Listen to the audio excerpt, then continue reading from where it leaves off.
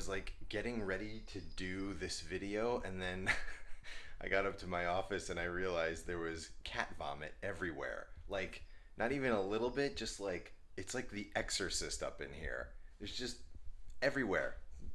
Just indiscriminately all over the place. Hey everyone, welcome back. I'm Dan, and this week we're going to do something a little different. I have never done a book tag before, and so I've seen the New York Times by the book tag kicking around. I've really enjoyed a ton of them, and I wanted to join in.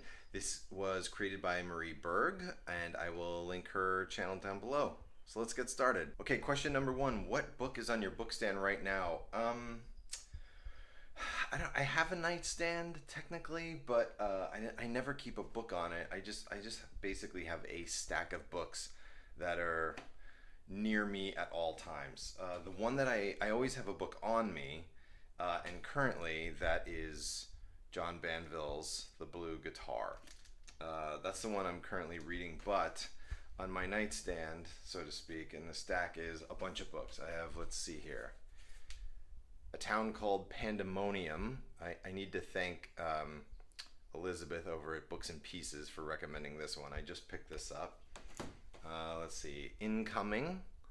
This is a collection of stories of veterans who have returned home to America. I'm a veteran. I was in the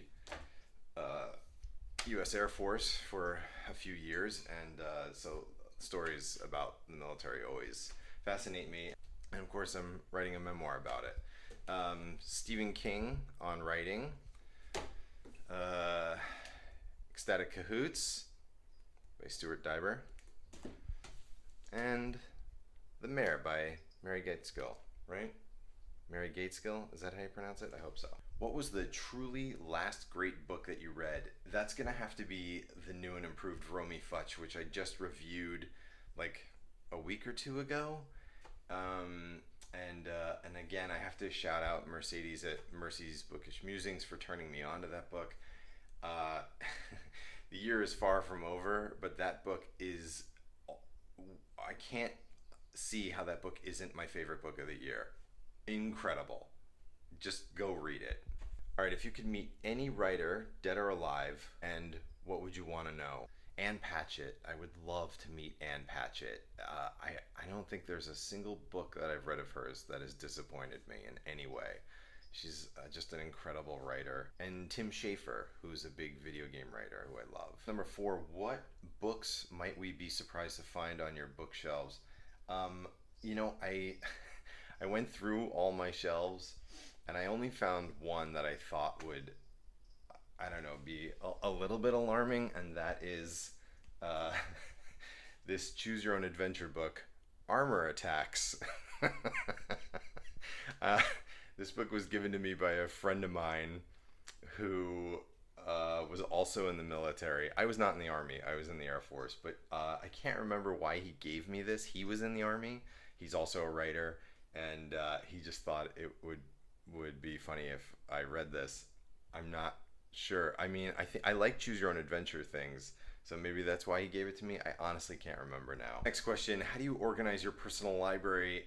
Just yesterday I watched For the Love of Ryan. Ryan over there answered this question, and he, like myself, until after the video, until during the video, he was a complete disorganized mess. That is pretty much my situation. I am a disorganized mess. I'm just gonna quickly show you here. So there's like books, right? They're just sort of, I don't know. I don't organize these things in any real way. I just kind of throw them up here. I have another bookshelf that's down here. Let me see if I can get this. Can you see that? This is the one. Oh, that was my cat. That's Grouch. She's as dissatisfied by my bookshelf arrangement as I am. The key to my bookshelf is that I like the disorder of it, and I like just putting trinkets all over my bookshelves. That for me is how I sometimes remember where books are. I go, oh yeah, that's by the Hander Pants. What book have you meant to read but haven't gotten around to yet? And anything you feel embarrassed never to have read? Well, To answer the first part of that, the classics. There are a ton of classics I haven't read. So here's a little secret about myself. I am a late bloomer to reading in general. I grew up and I was a terrible student. Like, terrible with a capital T. And it wasn't until I joined the military and cleaned up my act and then and then I looked around and I was like, how did I get here? Maybe I should read a little bit more. That's not to disparage anybody who's in the military. I happen to have loved my experience in the military. I had a great time. But I have a sneaking suspicion if I had paid attention in school more, I may not have wound up there. That's all. That's all I'm going to go with as an enlisted person. The As far as embarrassed by, number one, Shakespeare. I will be honest, I have not read a single book of Shakespeare. And I've read, that's not true. I've read like the like modern translations of it, but I've never read like Shakespeare in the original recorded form. And I have just found it incredibly difficult to get through, and I because I never paid attention in class because I was never in class. But had I been in class, and I think the instruction obviously would have been helpful, and I probably would have gotten it, or at least read through it with the rest of the class. But again, you have to be in class in order to read a book with the class, so it didn't happen. So no Shakespeare.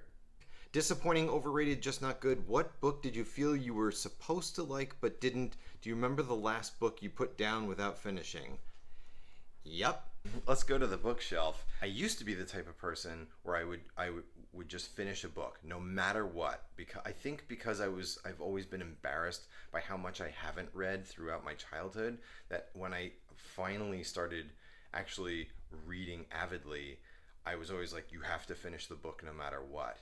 But I would say within the last year, I've just started DNFing books because now I've realized I don't have the time. I'm not in my 20s anymore. I don't know if you can tell, but yeah, I just don't have the time. So the last book, let me see if I can pull this out. The Forest of Fortune by Jim Ruland. He runs this great spoken word series here in Los Angeles called Vermin on the Mount. And I got this book because of that spoken word series. But man, I probably got 50 pages into that book and immediately was like, I just can't. And I put it down. What kind of stories are you drawn to, and what do you steer clear of? I'm drawn to anything that's like sweeping or weird, like the new and improved Romy Futch. I thought was like, as soon as I heard Mercedes talking about it, I was like, I have to read that book. It's so odd sounding. A Town Called Pandemonium, again, Elizabeth over at Books and Pieces recommended this. It just sounded odd and interesting. I thought it was great, but sweeping as well, like epic books. A few months ago I finished reading A Prayer for Owen Meany by John Irving, and that book blew me away. I remember I was in tears in 3 places in that book. By page 80, on page 80, was the first time I cried in that book, and I knew I was in for a ride. If you haven't read A Prayer for Owen Meany, that's one to definitely pick up. As for what I steer clear of, generally speaking, YA and fantasy. I don't have anything personal against YA, or I just find that I don't relate to YA. That's all. A lot of people read YA and love it, and that's great. I'm just not one of those people. As far as fantasy goes, I just haven't found a fantasy book that I'd love. If anybody out there has a fantasy book or series that is really well written and that they love, please recommend it. I will definitely check it out. I just haven't had any luck with the fantasy genre. If you could require the president to read one book, what would it be? I'm going to go with Scott Pilgrim. I don't know why. I just love this series. Not a fan of the movie, by the way. I did not really get into the movie, but this series was so fun. And yeah, I just think if we all just didn't take life so seriously, I think it'd be pretty awesome. So what do I plan to read next? There's 2 books, actually. Sanctuary by William Faulkner. This is part of Conrad's book club Readers Inc.